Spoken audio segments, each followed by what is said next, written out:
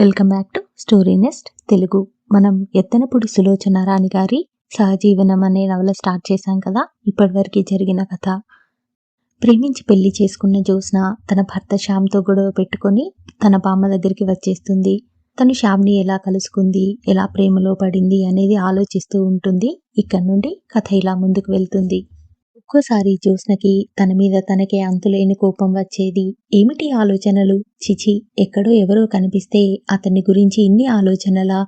అసలు అతను ఎలాంటి వాడో, తాగుబోతేమో, వ్యసనాల పుట్టేమో, పోనీ కనీసం అదైనా తెలిసిపోతే బాగుండును. అప్పుడు ఈ ఊహలు తనని ఇలా వేధించవు. అతన్ని గురించి ఆలోచించిన కొద్దీ జ్యోత్స్నకి ఎందుకో అతను అలాంటి వాడు కాదనిపిస్తోంది. ఎన్నోసార్లు తనకి మొదటి చూపులో నచ్చిన వాళ్ళు మంచివాళ్లే అయ్యారు. నచ్చని వాళ్ళు నచ్చకుండా ప్రవర్తనలో ఏదో లోపంతో దూరంగానే ఉంచాలి అన్నట్టు ఉండిపోయారు.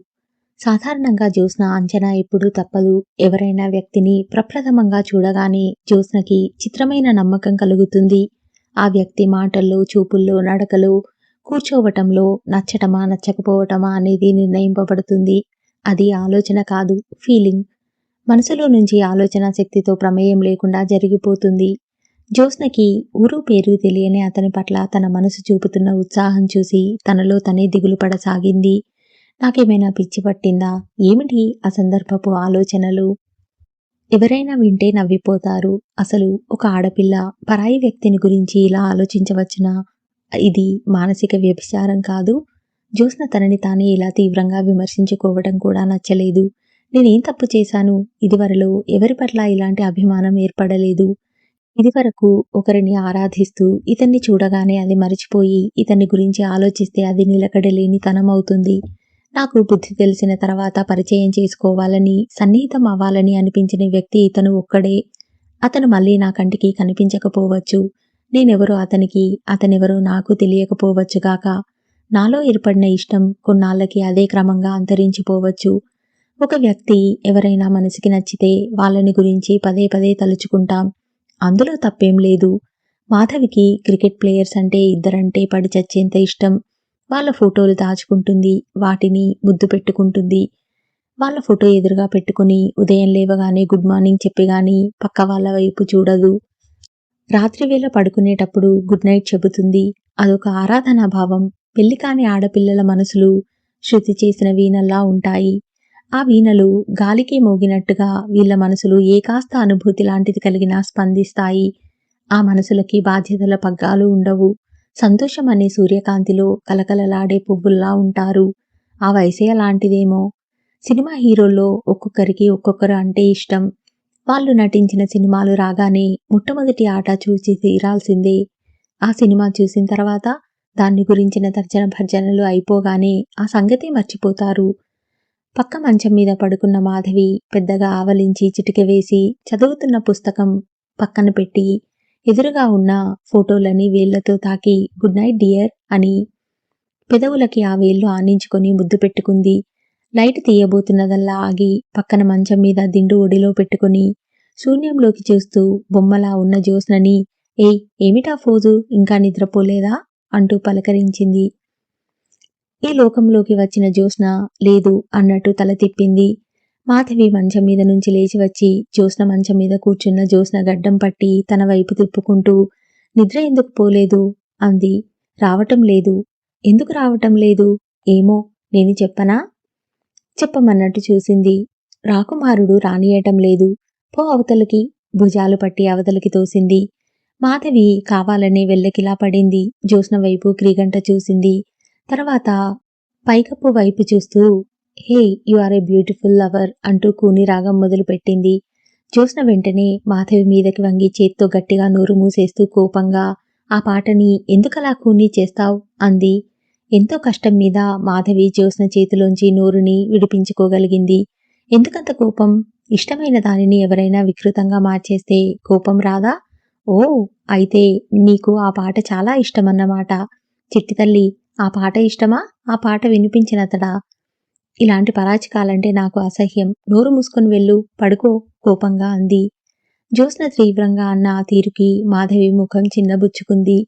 ఎందుకంత కోపం? ఇప్పుడేం చేశాను నేను? నువ్వు చిరాగ్గా ఉన్నావని నాకు తెలియదులే. మాధవి లేచి వెళ్లి తన మంచం మీద అటువైపు తిరిగి ముఖం పెట్టుకుని పడుకుంది.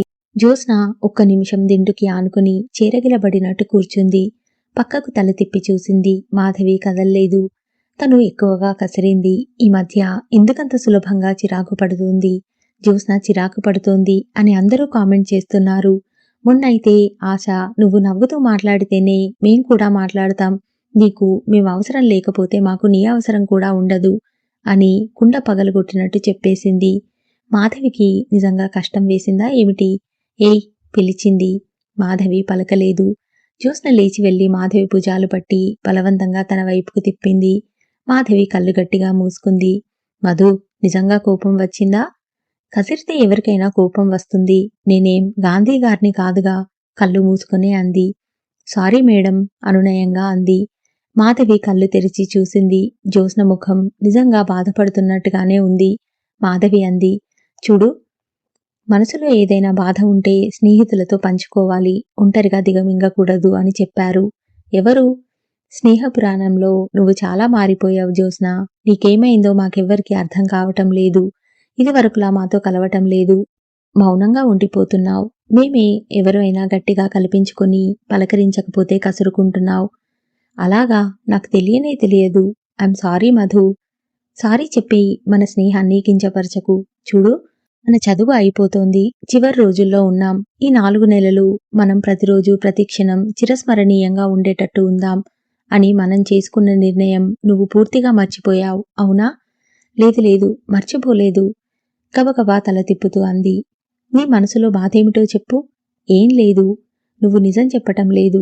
నిజం చెప్తున్నాను. నీ స్నేహితురాల్ని నువ్వు మోసం చేయలేవే. జ్యోత్స్న మాట్లాడలేదు. ఆ అబ్బాయి గురించేనా ఆలోచన? జ్యోత్స్న కళ్ళు కిందికి వాలినాయి. తెలియని వాళ్ళని గురించి అన్ని ఆలోచనలు పెట్టుకోవటం వివేకం కాదే జ్యోత్స్న. నాకు తెలుసు సుమా, అందుకే అతనెవరో తెలుసుకోవాలని తహతహలాడుతున్నాను. అతని గురించి తెలుసుకొని అతడు మంచివాడని కాడని, అతనంటే నచ్చని గుణాలు చాలా ఉన్నాయని గ్రహిస్తే కాని ఈ బాధ పోదంటావు, అంతేనా? జ్యోత్స్న తల ఊపింది. మధు, నా ఆలోచనలు నాకే భయం వేస్తున్నాయి. నాకేమైనా పిచ్చి పట్టిందా అనిపిస్తోంది. అతన్ని ఎందుకు మర్చిపోలేకుండా ఉన్నావో నాకే అర్థం కావడం లేదు. నా ఆలోచనలు చెప్పమని వేధిస్తున్నారు. కానీ చెబితే మీరంతా నవ్వుకుంటారేమోనని భయం వేస్తోంది. మాధవి సానుభూతిగా చూసింది.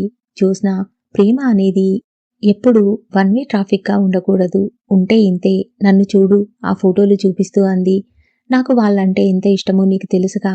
కానీ నాకు వాళ్ళని చూడాలని, వాళ్ళని కలుసుకోవాలని ఉండదు. ఎందుకో తెలుసా? వాళ్ళని కలుసుకుంటే వాళ్ళని గురించి నేను కట్టుకున్న ఊహా సౌధం కూలిపోతుందేమోనని భయం. వాళ్ళని గురించి నేనేది ఆలోచించినా నా నేరం అవుతుంది.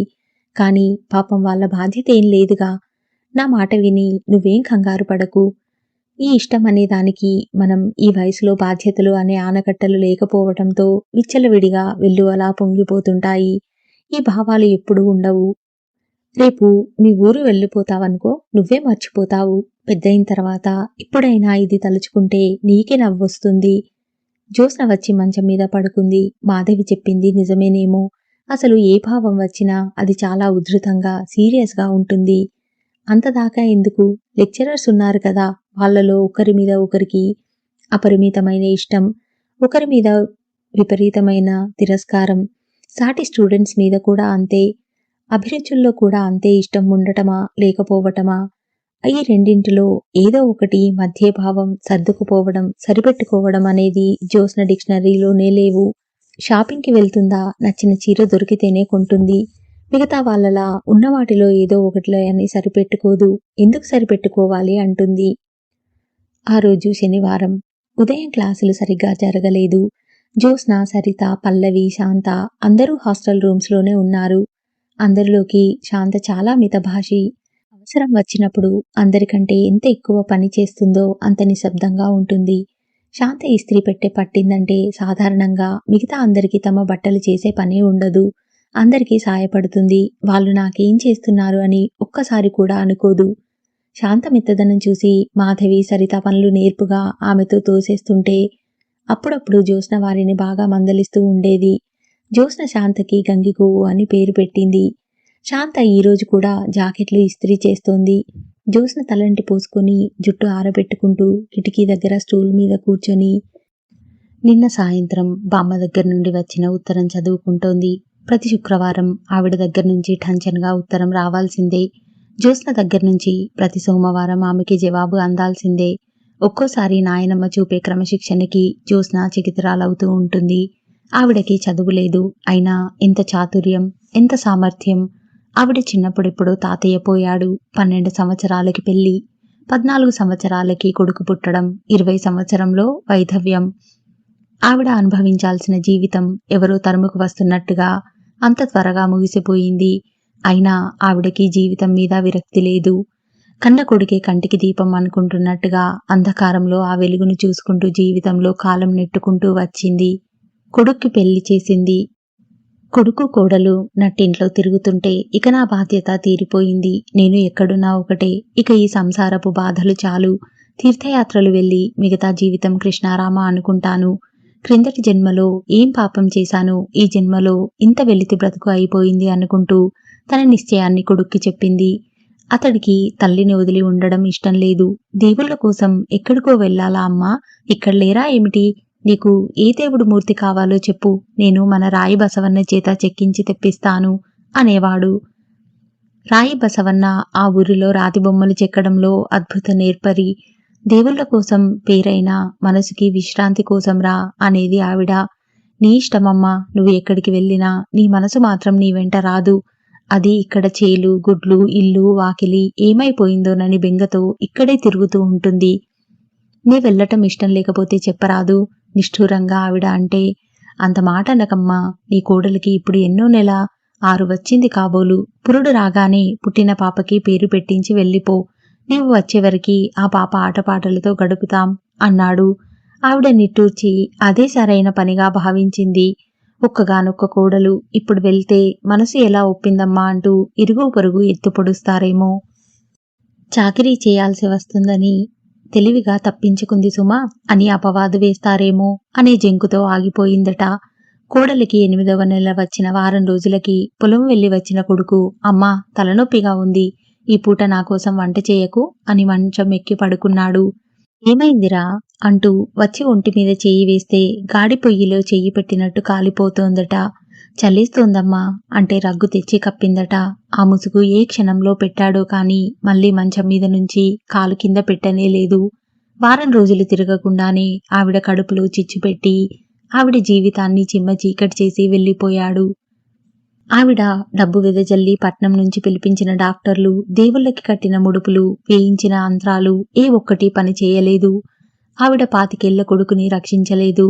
శవాన్ని లేపుతుంటే ఆవిడ మూర్ఛపోయింది. సాయంత్రానికి కానీ స్పృహ రాలేదు. ఆ రాత్రివేళ ఆవిడ లేచి ఉన్మాదిలా బావి వైపు వెళ్తుంటే ఒక చెయ్యి వచ్చి గట్టిగా ఆవిడని పట్టుకుంది. గుడ్డి వెన్నెల్లో ఆవిడ తిరిగి చూస్తే ఎదురుగా నిండు నెలలతో పుట్టిలా ఉన్న కోడలు శోకమూర్తిలా నిలబడింది. అత్తయ్య, మీరు కూడా నన్ను వదిలేసి వెళ్తారా? ఇక నాకు దిక్కెవరు? ముందు నన్ను ఆ బావిలోకి తోసి తర్వాత మీరు పడండి అంది ఏడుస్తూ. వరమ్మగారు కోడల్ని కావిలించుకొని గుండెలు బద్దలయ్యేలా ఏడ్చింది. నేనింకెప్పుడు ఇలాంటి పాపిష్టి ఆలోచన చెయ్యనమ్మా అంది. ఆ క్షణం నుంచి ఆవిడ కోడలి కోసం బ్రతకసాగింది. నెలలు నిండగానే కోడలు ప్రసవించింది. ఆడపిల్ల పుట్టింది. జ్యోతి అని పేరు పెట్టుకుంది వరమ్మగారు. కాని అప్పట్లో ఉన్న పాలేరు కూతురు పేరు జ్యోతి. అందుకే జ్యోత్స్న అని పేరు పెట్టింది.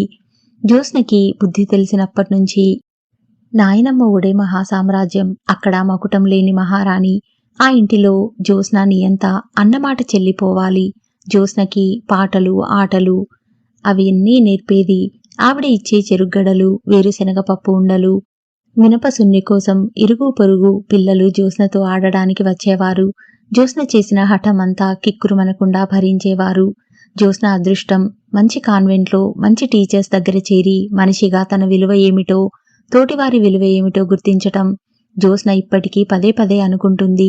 బామ్మ చదువు మీద ఇష్టంతో నన్నిలా దూరంగా కాన్వెంట్కి పంపింది కాబట్టి సరిపోయింది.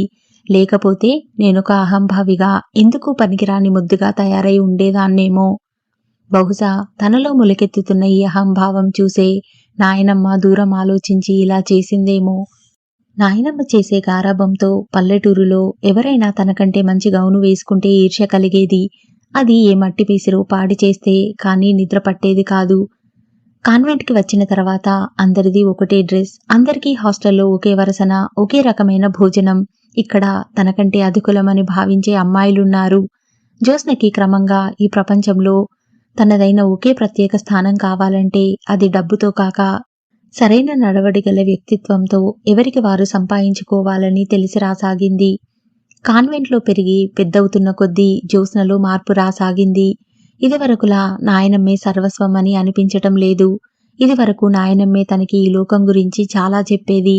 ఇప్పుడు తాను సెలవుల కోసం వెళ్ళినప్పుడు ఎన్నెన్నో కొత్త విషయాలు చెప్పేది.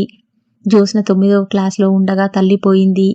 జ్యోత్స్నకి అంత మరీ పిచ్చి పట్టేంత బాధగా ఏమీ అనిపించలేదు.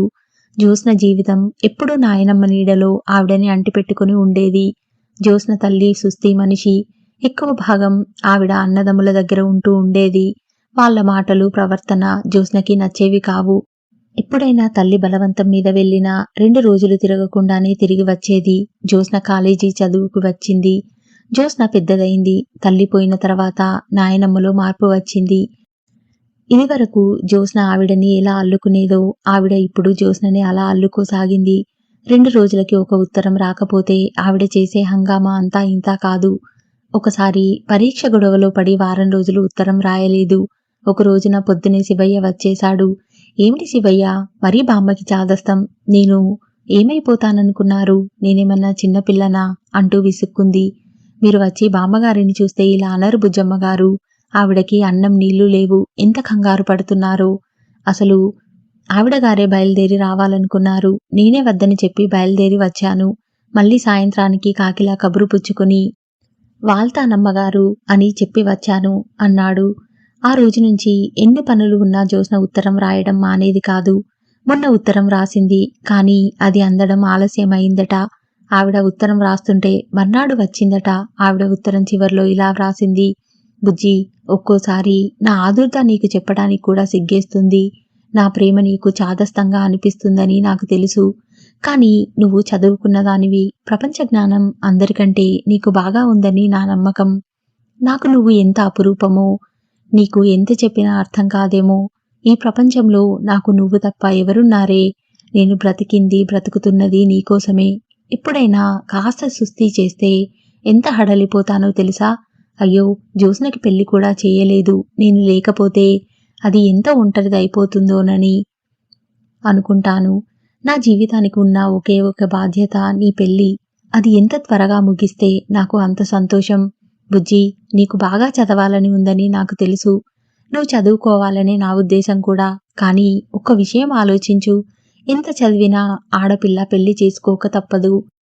నది ఎటు ప్రవహించినా చివరికి వెళ్లి సముద్రంలో ఐక్యమైనట్టుగా స్త్రీ కాని పురుషుడు కాని ఎన్ని చదువులు చదివినా, ఏ వృత్తి చేపట్టినా చివరికి పెళ్లి అనే మజిలీ చేరుకోక తప్పదు. ఇదంతా ఎందుకంటే నీకు త్వరలో పెళ్లి చేయాలని నా సంకల్పం. నిన్ను పెళ్లి కూతురుగా చూడకుండా చచ్చిపోతానేమోనని నా భయం. నువ్వు పెళ్లి చేసుకొని ఎంతైనా చదువుకో. నీకు పిల్లలు పుడతారేమో బాదరబందీ అని అనుకోకు. నేను పెంచుతాను. ఇల్లు, సంసారం, చిరాకు అని భావించకు. నీకు ఆ బాధలేవీ ఉండవు. నీకు రాబోయే భర్తని ఇల్లరికం తెచ్చుకుంటాను. కాబట్టి నువ్వు పెళ్లి అంటే ఎలాంటి విముఖత్వం చూపించవద్దు. చాలామంది ఆడపిల్లల్లా పెళ్లి అయిపోగానే నీ జీవితం ఏమీ మారిపోదు. నువ్వు ఎప్పట్లాగానే ఉండు. కానీ నా చేత నీ జీవితంలోకి, తద్వారా నా జీవితంలోకి కాస్త సందడి వస్తుంది అంతే. పరీక్షలు దగ్గరికి వస్తున్నట్టున్నాయి. అందరూ బాగా చదువుకోమని హెచ్చరిస్తారు. నేను అంత మరీ ఎక్కువ చదవద్దు అంటాను. నువ్వు పరీక్షలని మరీ అంత జీవితపరమైనట్టు తీసుకోవడం నాకు నచ్చలేదు. రాత్రిళ్ళు ఎక్కువసేపు మేలుకోవద్దు. సెలవులు ఎప్పుడు వస్తాయా అని ఎదురుచూస్తున్నానే బుజ్జి. ఆశీస్సులతో నీ బామ్మ. జ్యోత్స్న ఆ ఉత్తరాన్ని 1కి 10 సార్లు చదివింది. ఈవిడకి చదువు రాకపోతేనేం, ఎంత సంస్కారం. జీవిత పాఠాలు అందరికంటే బాగా చదివింది. చదవటం కాదు, ప్రాక్టికల్గా కళ్ళతో చూసింది. జ్యోత్స్నకి నాయనమ్మ అంటే విపరీతమైన అభిమానమే కాదు, ఆవిడ పైన గర్వం కూడా. చిన్నప్పుడే భర్త పోయినా ఆవిడ ప్రవర్తనలో రవ్వంత కూడా కలంకం లేదు. ఇంట్లో మగదక్షత లేకపోయినా 50 ఎకరాల పొలంలో సాగు చేయించగలిగి నౌకర్లతో పొరపచ్చాలు లేకుండా ఒకే తాటి మీద కుటుంబ వ్యవహారాలు లాక్కు రాగలిగిన ధీశాలి. నా అనే వాళ్ళ అండదండలు లేకపోయినా ఊరిలో ఇరుగుని పొరుగుని మంచి చేసుకుని వాళ్ళ కష్టసుఖాలకి తోడు నీడ అయి జీవితంలో ఒంటరితనం వదిలించుకున్న మంచి వ్యక్తి. ఆవిడకి కుటుంబ గౌరవం ప్రాణం. ఎవరైనా ఏ కాస్త మాట అన్నా భరించలేదు. అందుకే జ్యోత్స్నకి ఎప్పుడూ నూరిపోస్తూ ఉంటుంది. బుజ్జి, బ్రతకటం అందరూ బ్రతుకుతారే, వీధిలో కుక్క బ్రతుకుతుంది, మురికిలో దోమ బ్రతుకుతుంది. బ్రతకటంలో అందరి చేత గౌరవింపబడి బ్రతికే వ్యక్తే వ్యక్తి. ఫలానా వరమ్మ మనవరాలివి నువ్వెక్కడున్నా ఏ పని చేసినా మన వంశానికి పేరు రావటం అనేది ఎక్కువ అవ్వాలి కానీ తక్కువ కాకూడదు. చూడు, ఇన్నాళ్ళు నిన్ను వరమ్మగారి మనవరాలన్నారు, నువ్వు పెద్దదానివయ్యావు. ఈ ఇంట్లో ఇక నీ హయాం వస్తుంది. అప్పుడు నన్ను జ్యోత్స్నమ్మగారి బామ్మ అంటారు. అలా చూడటం కంటే ఆనందం నాకింకేదీ లేదు. ఆ విధమైన ఉద్బోధ వల్ల జ్యోత్స్నకి తను ఎక్కడున్నా తన ప్రవర్తనలో లోపం లేకుండా జాగ్రత్త పడటం అలవాటయింది. స్నేహితులని ఎన్నుకోవటంలోనే జ్యోత్స్న వివక్షత తెలుస్తుంది. నిన్నెప్పుడు నిరాశపరచకుండా ఉంటే అదే పెద్ద గోల్డ్ మెడల్ నాకు. నాయనమ్మ ఉత్తరం మడుస్తూ అనుకుంది జ్యోత్స్న. ఏమిటే జ్యోత్స్న, ఆ ఉత్తరం అంతసేపు చదువుతున్నావు? ఎవరు, బామ్మేనా వ్రాసింది? అంది శాంత ఇస్త్రీ జాకెట్లు మడత పెడుతూ. అవును అంది జ్యోత్స్న. బామ్మ జ్యోత్స్న ఫ్రెండ్కి కూడా బామ్మే. ఆవిడ శివయ్య చేత అప్పుడప్పుడు ఆవకాయ, గోంగూర లాంటి పచ్చళ్ళు, కారపూస, లడ్డూలు, కజ్జికాయ లాంటి తినుబండారాలు పంపేటప్పుడు 6 కోసం అన్నట్టుగా పంపిస్తుంది. కిందటి వేసవి సెలవుల్లో 2 వారాలు మయూరపురం వెళ్ళి వరమ్మగారి ఆతిథ్యం పొంది వచ్చిన వాళ్ళు, అబ్బా బామ్మ అంటే అలా ఉండాలి, నువ్వెంత అదృష్టవంతురాలివే జ్యోత్స్న అంటూ అభినందించారు. జ్యోత్స్న, బామ్మని నేను మరీ అడిగినట్లు వ్రాయవే అంది శాంత. అలాగే, నువ్వంటే బామ్మకి మరీ ఇష్టం అంది జ్యోత్స్న నవ్వుతూ. ఇంతలో గదిలోకి ఆశ హఠాత్తుగా జ్యోత్స్న అంటూ అరుస్తూ బాణంలా దూసుకువచ్చింది. ఉత్తరం మడిచి కవర్లో పెడుతున్న జ్యోత్స్న, ఏమిటి అంది. అతను వచ్చాడే, త్వరగా రా అంది. ఎవరు? అతనే, నీ బ్యూటిఫుల్ లవర్. నాగార్జున సాగర్లో మనకి కనిపించలా తెల్లటి బట్టలేసుకుని పొడుగ్గా లేడు, అతనే. జ్యోత్స్న నిటారుగా అయింది. ముఖం ఒక్కసారి పాలిపోయినట్టుగా అయింది. అబద్ధం అంది పల్లబిగువన. అయ్యో రామా, అబద్ధమా? వచ్చి నీ కళ్ళతో నువ్వే స్వయంగా చూడు, మూర్ఛపోతావు. అతను రాగానే నీకోసమే అడిగాడు. జ్యోత్స్న ముఖంలో ఒక్కసారిగా రక్తం పొంగుకు వచ్చింది. నిజంగానా? అస్పష్టంగా అంది. త్వరగా రమ్మంటుంటే. శాంత అప్పుడే చేతిలో జాకెట్లు అక్కడ పడేసి తూనీగలాగా బయటికి పరిగెత్తింది. Jyotsna, you are very lucky. ఆ రోజు సరిగ్గా చూడలేదు కానీ ఎంత అందంగా ఉన్నాడో తెలుసా? Intellectual face. ఆ మీసం ఎంత బాగుందో తెలుసా? జ్యోత్స్నకి ఏం చేయాలో పాలుపోవటం లేదు. కంగారు, తొట్రుపాటు, ఆనందం, ఆశ్చర్యం అణువణువులో నిండిపోయింది. అతను వచ్చాడా? తనని అడిగాడా? My God! జ్యోత్స్నకి గుండెలు బద్దలైపోతాయేమో అన్నంత భావోద్వేగంగా ఉంది. త్వరగా రా, చెయ్యి పట్టి లాగింది ఆశ. వచ్చేయబోయి మళ్ళీ వెనక్కి పరిగెత్తింది. మంచం మీద పడేసిన రిబ్బన్తో జుట్టు కట్టుకుంది. చీర మార్చుకుంటానే ఆశ దీనంగా అడిగింది. చలో, నువ్వు చీర మార్చుకునే లోపల చుక్కలు పొడుస్తాయి. అతను నిన్ను చూడటానికి వచ్చాడు కానీ నీ చీరను కాదే. బాగానే ఉంది పదా. చెయ్యి పట్టి లాగింది. ఆశ పట్టి లాగుతుంటే జ్యోత్స్న తన చెయ్యి వదిలించుకొని విజిటర్స్ రూంలోకి అడుగుపెట్టింది. అతను వచ్చాడనే ఆనందంతో జ్యోత్స్న కళ్ళు మెరిసిపోతున్నాయి. అతనికి గుర్తున్నాను అనే సంభ్రమం, సిగ్గు కలిసి బుగ్గల్లో గులాబీలు పూయించాయి. బిడియంగా తొట్టుపాటుగా అడుగుపెట్టింది. కళ్ళు శాంతం ఎత్తలేని లజ్జాభారం ఆవహించేసింది. కుర్చీలో కూర్చొని ఉండగా వ్యక్తి లేవటం ఆమెకి దగ్గరగా రావటం జరిగింది. Good evening darling. తెల్లటి చెయ్యి ఒకటి ముందుకు వచ్చి జ్యోత్స్నకి ఎర్రటి గులాబీ పువ్వు అందించింది. జ్యోత్స్న తలెత్తి చూసింది. ఎదురుగా సరిత మగపిల్లవాడిలా డ్రెస్లో ఉంది. మీసాలు పెట్టుకుంది, విగ్ పెట్టుకుంది, పైజామా లాల్చీ వేసుకుంది. Good evening, I love you very much అంది. ఇక్కడ తలుపుల చాటున అవతల రూమ్ పరదా వెనక్కి దాక్కుని ఉన్న అమ్మాయిలందరూ ఒక్కసారిగా ముందుకు వచ్చి గొల్లున విరగబడి నవ్వారు. జ్యోత్స్న స్థానూలా నిలబడింది. అతను రాలేదా? ఇదంతా నాటకమా? ఆశాభంగం, సిగ్గు కలిసి జ్యోత్స్నని ఎర్రటి మంటల్లా చుట్టుముట్టినాయి. వాళ్ళ నవ్వులు ఎడాపెడా కాటేస్తున్నట్టుగా, ఆ బాధలకి తట్టుకోలేనట్టుగా అప్రతిభురాలుగా చూసింది. తను పట్టుబడిపోయింది. తనని వాళ్ళు ఫూల్ చేశారు. అంతకంటే అతను రాలేదు, వచ్చాడని సంబరపడిపోయింది. అందరిలో బయటపడిపోయింది. జ్యోత్స్న కళ్ళు ఆగ్రహంతో ఎర్రబడినాయి. సరిత విలవిలాపోతున్న జ్యోత్స్న ముఖంలోకి చూసి పకపకా నవ్వుతోంది. ఒక క్షణంలో జ్యోత్స్నకేమైందో తెలియదు. ఆవేశంతో పిచ్చెక్కినట్టయింది. నవ్వుతున్న సరితని చేయి చాచి బలంగా ఈడ్చి చెంపమీద కొట్టింది. సరిత నవ్వు ఆగిపోయింది. చెంప పట్టుకుని నిశ్చేష్టురాలిలా నిలబడిపోయింది. You fool, I hate you, I hate you all అరిచినట్టుగా అనేసి గిరుక్కున వెనక్కి తిరిగి కారిడార్లో నుంచి పరిగెత్తి తన గదిలోకి వచ్చి తలుపులు దఢాల్న మూసేసి మంచం మీద పడింది. జ్యోత్స్న ఆయాసంతో రొప్పుతోంది. తను సరితని ఫూల్ అని తిట్టింది. కానీ తానే వాళ్ళందరిలో ఫూల్ అయ్యింది. ఎలా నవ్వుతున్నారో అందరికీ తెలిసిపోయింది. ఆ నవ్వులు గుర్తుకొస్తున్న కొద్దీ పిచ్చి పట్టినట్టుగా ఉంది. My God, my God! Jyotsna ఆవేశం పట్టలేని దానిలా దిండు మీద పిడికిళ్లతో 2 సార్లు గుద్దింది. My God! ఎంత నవ్వుల పాలు, ఎంత సిగ్గులేనితనం! జ్యోత్స్నకి నిస్సహాయంగా అనిపించింది. ఒక్కసారి వెల్లువలా ఏడుపు వచ్చేసింది. వెక్కి వెక్కి ఏడ్చేసింది. బయట నుంచి సరిత, ఆశ, మాధవి, శాంత తలుపులు బాదుతూ పిలుస్తున్నారు. జ్యోత్స్న తలుపులు తీయలేదు. జ్యోత్స్న, యూఆర్ సారీ, ప్లీజ్ తలుపులు తీ. సరిత బ్రతిమలాడింది. Get out, I hate you all ఏడుస్తూనే అరిచింది. జ్యోత్స్న తలుపులు తీయనేలేదు. మీరు చాలా ఓవర్ చేశారు. జ్యోత్స్న సంగతి తెలిసి కూడా ఎందుకిలా ప్లే చేశారు అంది శాంత కోపంగా. ఊరికే తమాషా చేద్దామని అనుకున్నాం. నాటకం కోసం రిహార్సల్స్ చేస్తుంటే ఈ ఐడియా వచ్చింది. జోక్ చేద్దామని అనుకున్నాం. ఇదివరలో మనం ఇలా ఎన్నిసార్లు ఒకరినొకరు ఏడిపించుకోలేదు అంది సరిత. అది వేరు, ఇది వేరు అంది శాంత. ఇది వేరు అని ఇప్పుడు గాని మాకు తెలియలేదు అంది సరిత. ఇప్పుడేం చేయటం? ఏమీ లేదు, మనం పోయి రిహార్సల్స్ చేసుకుందాం పదా. కాసేపు వదిలేస్తే తనే మామూలైపోతుంది. అందరూ వెళ్ళిపోయారు. పరీక్షలు దగ్గరికి వచ్చేసినాయి. అందరి ముఖాల్లో గాంభీర్యం కూడగట్టుకుంది. ఈ సంవత్సరంతో ఈ కాలేజీ చదువు పూర్తయిపోతుంది. వివిధ జాగాల నుంచి వచ్చి కొన్ని సంవత్సరాలు ఇక్కడ అక్కా చెల్లెళ్ల కంటే ఎక్కువగా కలిసిమెలిసి గడిపారు. ఈ రోజులు ఇక అయిపోయాయి. ఇక్కడ్నుంచి మార్గాలు విడిపోతున్నాయి. ఎవరిదో వారిది. ఎవరి స్వశక్తిని బట్టి వారి వారి జీవన సౌధాలు తయారవుతాయి. జ్యోత్స్న ఆ రోజు నుంచి ముభావంగా ఉండటం మిగతా వాళ్ళకి చాలా బాధ అనిపించింది. జ్యోత్స్న ఇంత బాధపడుతుందని అనుకోలేదు. అనుకుంటే అలా చేసే వాళ్ళమే కాదు. తను కూడా మన జోక్ పంచుకొని హాయిగా నవ్వేస్తుందని ఆశించాం అంది సరిత. మీరు చాలా ఓవర్ చేశారు అంది శాంత.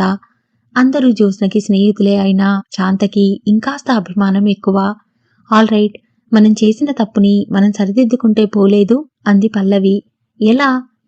అతనెవరో ఎక్కడుంటాడో తెలుసుకుని జ్యోత్స్నకి చెప్పేస్తే సరిపోలా? కానీ అదిలా సాధ్యమే అంది సరిత. మనం తలుచుకుంటే సాధ్యం కానిదేముందే. రేపు మాధవి బావ చక్రపాణి వస్తాడుగా, అతన్ని కాస్త ఎంక్వైరీ చేసి పెట్టమని అడుగుదాం. అతను ఇంజనీరింగ్ కాలేజీ అని చెబితే ఎలాగో అలా ఆరా తీస్తాడు. మనకు అడ్రస్ తెస్తాడు. వెరీ గుడ్, బ్యూటిఫుల్ ఐడియా అంది సరిత. మర్నాడు చక్రపాణి వచ్చాడు. అతను మాధవికి మేనత్త కొడుకు, కాబోయే భర్త కూడా. న్యూ సైన్స్ కాలేజీలో బీఎస్సీ చదువుతున్నాడు. ప్రతి ఆదివారం మాధవిని చూడడానికి వస్తాడు. అతను వచ్చినప్పుడల్లా మాధవి కోసం గేటు బయట కంట కాపలా కాస్తూ వేచి చూడాలి. ఈ రోజు అదేం అదృష్టమో కానీ అతను వచ్చేసరికి మాధవి రెడీ అయి ఎదురు చూస్తోంది. బావా, వచ్చావా? ఉదయం నుంచి నేనే కాదు, నా ఫ్రెండ్స్ అందరం నీకోసం ఎదురు చూస్తున్నారు సుమా అంది మాధవి. చక్రపాణికి మాధవి ఫ్రెండ్స్ అంతా తెలుసు. మాధవి వాళ్ళని వదిలి రమ్మంటే కొన ఊపిరి ఉన్న మనిషిలా వస్తుందని కూడా తెలుసు. వాళ్ళకి కూడా ఆదివారం మాధవిని వదలడం ఇష్టం ఉండదు. నిజం చెప్పాలంటే చక్రపాణికి మాధవి స్నేహితురాళ్లలో ఒక జ్యోత్స్న అంటే కాస్త గౌరవం. ఆ మిగతా అందరంటే కోపం. పల్లవి అంటే హడలు. అందుకే మాధవి ఫ్రెండ్స్ అంతా మీకోసం ఎదురు చూస్తున్నారు సుమా అంటే అతనేమీ ఆనందంతో ఉక్కిరి బిక్కిరి అవ్వలేదు. ఎందుకట? ఏమిటి విశేషం? ఆరా తీశాడు. మాధవి చెప్పలేదు. చెబుతాగా, ఒక్క నిమిషం ఉండు అంటూ లోపలికి పరిగెత్తింది. మాధవి లోపలికి వెళ్ళగానే చక్రపాణి జేబులో డబ్బులు తడుముకున్నాడు. కుంపదీసి ఈ సైన్యం అంతా మాధవితో బయటికి బయలుదేరారు కదా, జేబులో 15 రూపాయల కంటే ఎక్కువ లేవు అనుకున్నాడు. ఇంతలో మాధవి బిరబిరా రానే వచ్చింది. మాధవి వెనక విలవిలమంటూ మిగతా వాళ్ళు వచ్చారు. వాళ్ళలో జ్యోత్స్న మాత్రం లేదు. నమస్కారం చక్రి గారు, బాగున్నారా? పల్లవి పలకరించింది. చక్రపాణి విష్ చేసి ముఖం గంటు పెట్టుకున్నాడు. ఎవరైనా అతన్ని చక్రి అని పిలిస్తే మహామంట, పాని అంటే సంతోషం. పల్లవి తనకి మిస్టర్ చెక్కిలం అని పేరు పెట్టిందని ఒకసారి విరగబడి నవ్వుతూ చెబుతుంది. అతను ముఖం మార్చుకుని చూశాడు. చెక్కిలమా? నా పేరుని అలా ఖూనీ చేస్తుందా? ఆవిడకి నేను 1,00,000 పేర్లు పెట్టగలను అంటూ మండిపడ్డాడు. అసలు చక్రపాణి ముఖం ఎప్పుడూ దుమదుమలాడుతున్నట్టు చిరాకుగానే ఉంటుంది. అతనికి ఊరికే నవ్వేవాళ్ళంటే చెప్పలేనంత చిరాకు. పళ్ళు నోటిలో దాచుకోలేరా? ఎప్పుడు ఇకిలిస్తారు అరిచాడు. అతని స్వభావానికి పూర్తిగా విరుద్ధం మాధవి. ఎప్పుడు ఏం చెప్పినా హాహాహా అంటూ నవ్వుతూనే ఉంటుంది. వీరిద్దరూ పెళ్లి చేసుకుంటే మాధవి నవ్వటం మానేస్తుందా, లేక మిస్టర్ చెక్కిలం నవ్వటం నేర్చుకుంటాడా అనే అంశం మీద సరిత, ఆశ, జ్యోత్స్న పెద్ద పెద్ద పందాలే కట్టుకున్నారు. నమస్కారం చక్రి గారు అని పల్లవి అనగానే బావపెట్టిన ముఖం చూసి మాధవి కొంగుచాటు చేసుకుని నవ్వింది. మీతో చిన్న పని ఉందండి అంది పల్లవి. చెప్పండి సీరియస్ గా చూస్తూ అడిగాడు. ఇక్కడ చెప్పడం అవదు. ఆ విషయం తెలపటానికి కాస్త ఏకాంతం కావాలి. అలా ఏదైనా హోటల్కి వెళ్దామా? చక్రపాణి అప్రయత్నంగా జేబు తడుముకున్నాడు. హోటల్కా? అమ్మో, ఈ జనాభా తెగ తినేస్తే మగమహారాజా అయి ఉండి బిల్ తను ఇవ్వకపోతే ఎలా? చక్రపాణికి ఏ క్షణంలోనైనా జరగబోయేది ఊహించి ముందే జాగ్రత్త పడటం అలవాటు. అబ్బే, హోటల్కెందుకండి? ఊరిలో బాగా కలరా ఉంది. ఏ పార్కులోనైనా ఏ చెట్టు కిందైనా కూర్చుందాం అన్నాడు. పల్లవి ఆశ వైపు చూసింది. ఆశ భుజాలు ఎగిరేసింది. సరే పదండి అంది పల్లవి. అందరూ బస్లో ఎక్కి ఒక పార్కు దగ్గర దిగారు. వాళ్ళు 5గురు, తను ఒక్కడు. ముందు నడుద్దామా అంటే తను ఇంజన్లా, వాళ్ళు పెట్టెల్లా అన్నట్టు చిరాకేసింది. వారితో కలిసి నడుద్దామంటే ఇష్టం లేదు. పోనీ వెనకగా నడుద్దామా అంటే చిచి, వాళ్ళకి బాడీగార్డ్లా ఉంటాను అనుకున్నాడు. ఈ మాధవికి అస్సలు బుద్ధి లేదు. వీళ్ళందరూ ఎందుకు? ఆ పనేదో తనే చెప్పి చేయవచ్చుగా అనుకున్నాడు. వీళ్ళు ఊరికే నడుస్తారా? నవ్వులు, జోకులు. వీధిని పోయే వారంతా ఇటే చూస్తున్నారు. అలా ఎదుటివారిని ఆకర్షించే ప్రయత్నాలంటే అతనికి చాలా కోపం. చివరికి ఎలాగైతేనేం పార్కుకి చేరుకున్నారు. అక్కడికి రాగానే సరిత వేరుశెనక్కాయలు అమ్మే అతన్ని పిలిచింది. చక్రపాణి మొహమాటానికి తనే డబ్బులిచ్చాడు. అందరూ తలా 2, 4 అలా ఇష్టం వచ్చినట్టు తీసుకున్నారు. 6 రూపాయలయింది. అమ్మో, వేరుశెనగ పప్పులే 6 రూపాయలవి తినేశారు. హోటల్కి వెళ్తే ఇంకేమైనా ఉందా? వీళ్ళు తినే తిండికి నా ఒంటి మీద ఉన్న షర్టు, ప్యాంటుని ఆ హోటల్ ప్రొప్రైటర్కి తాకట్టు పెట్టే రావాలి అని మనసులోనే గుండెలు బాదుకున్నాడు. తను చాలా జాగ్రత్తమంతుడు కాబట్టి లేకపోతేనా అని అనుకున్నాడు. పచ్చగడ్డిలో కూర్చొని వేరుశెనగ పప్పులు అలవోకగా తింటూ పల్లవి తమకి వచ్చిన బాధ చెబుతుంటే శ్రద్ధగా విన్న చక్రపాణికి సరిత చివర్లో మీకు పుణ్యం ఉంటుంది, మీరెలాగైనా సరే అతని ఆచూకీ తీసి పెడుదురు అని అడుగుతుంటే ఎన్నడూ ఎరగనంత ఒళ్ళు మండిపోయింది. ఏమిటి? ఎక్స్కర్షన్కి నాగార్జున సాగర్ వెళ్తే ఎవరో స్టూడెంట్ కనిపించాడు. వాడు జ్యోత్స్నకి బాగున్నాడా? వాడెవడో, ఎక్కడుంటాడో తను వాకబు చేయాలా? తనకి ఇక పని పాట ఏదీ లేదన్నమాట. చక్రపాణికి ఆ క్షణంలో వాళ్ళు తింటున్న వేరుశెనగ పొట్లాల్ని గబాల్న లాక్కొని అందరి నెత్తిమీద ఒక్కొక్క మొట్టికాయ వేయాలనిపించింది. ఇదా పెద్ద సంగతి? దీనికోసం ఇంత దూరం నడిచి రావడమా?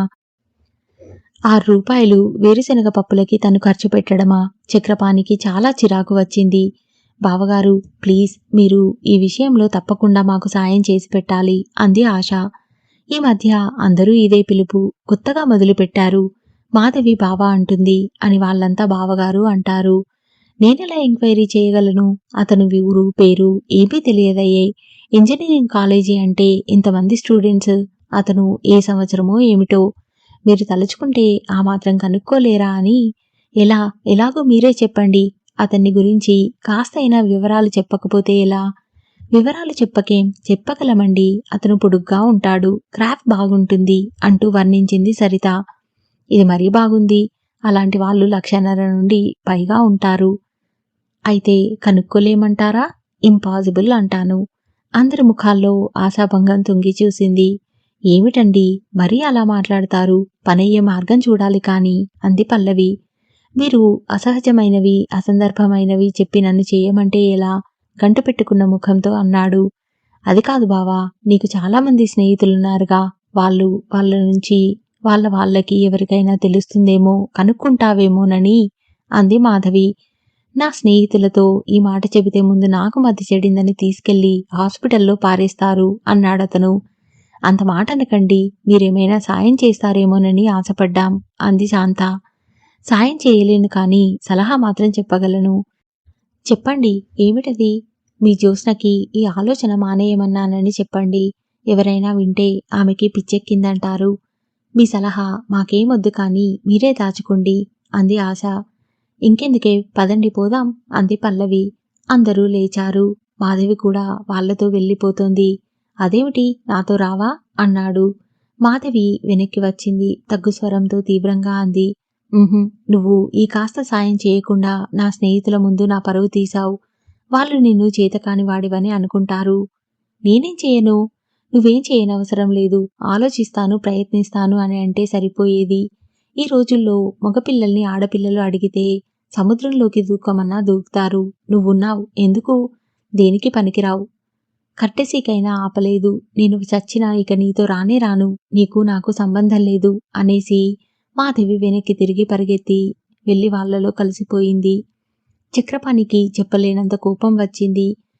₹6 వేరుశనగ పప్పులు మింగి దండగ పెట్టింది కాక పైనుంచి ఎదురు తననంటున్నారు. వాళ్ళకి మతిపోయిన పనులు చేస్తున్నది కాక తనని కూడా మతిమాలిన వాళ్లా ప్రవర్తించమంటున్నారు.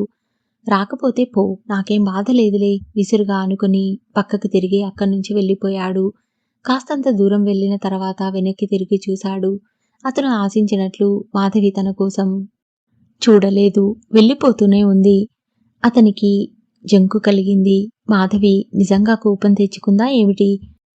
మాధవికి కోపం వస్తే అతను అస్సలు భరించలేడు. సరిత ఆలోచించసాగింది. జ్యోత్స్న మన ప్రియమిత్రురాలు.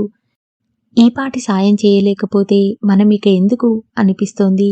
ఏం చేద్దాం అంది ఆశ. ఇంకేం చేస్తాం, మన జ్యోత్స్న లాంటి బంగారు తల్లిని తెలుసుకుని పరిచయం చేసుకుని ప్రశంసలు పొందే అదృష్టం అతనెవరికో లేదు అని అతని కర్మ అనుకుని వదిలేద్దాం. కాదే, మనం తలుచుకున్నది ఏదీ వదలం. ఇదెందుకు వదలాలి? సరిత ఆలోచించసాగింది. అటు ఇటు తిరుగుతున్నదల్లా హఠాత్తుగా ఆగిపోయింది. ఐల్ క్యాచ్ హిమ్ అంది ఉత్సాహంగా. ఎలాగే? ఇలా రండి.